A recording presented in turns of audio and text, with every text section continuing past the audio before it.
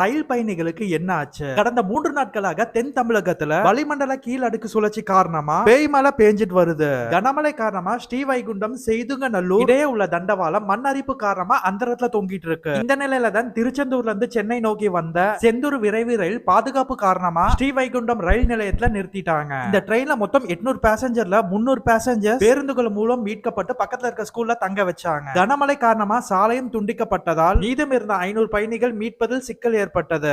அதோடு 2 டன் அத்தியாவசிய பொருட்களோட புறப்பட்ட ஹெலிகாப்டரும் வானிலை காரணமா மதுரையில் தரையிறக்கப்பட்டது. இதனால் ரயில்ல இருக்கிற பயணிகள் உணவு குடிநீர் இல்லாமல் அவதிப்பட்டனர். இந்த நிலையில பெருவெள்ளம் வடைய தொடங்கியதால் மீட்பு பணிகள் முழு வீச்சில் நடந்துட்டு வருது. ரயில்ல சிக்கி கொண்டவர்கள் ஹெலிகாப்டர் மூலம் மீட்டு வாஞ்சி மணியாச்சி ரயில் நிலையத்துக்கு அழைத்து வந்து அங்கிருந்து சிறப்பு ரயில் மூலம் சென்னை அழைத்து வர ஏற்பாடு செய்யப்பட்டுள்ளது. அது மட்டும் இல்ல, பயணிகளை பேருந்து மூலமும் அழைத்து வர ஏற்பாடு செய்யப்பட்டுள்ளது. இன்னைக்கு சாயங்காலத்துக்குள்ள அனைவரும் மீட்போம் என்று அதிகாரிகள் சொல்லியிருக்காங்க. பிடிச்சிருந்தா சப்ஸ்கிரைப் பண்ணுங்க.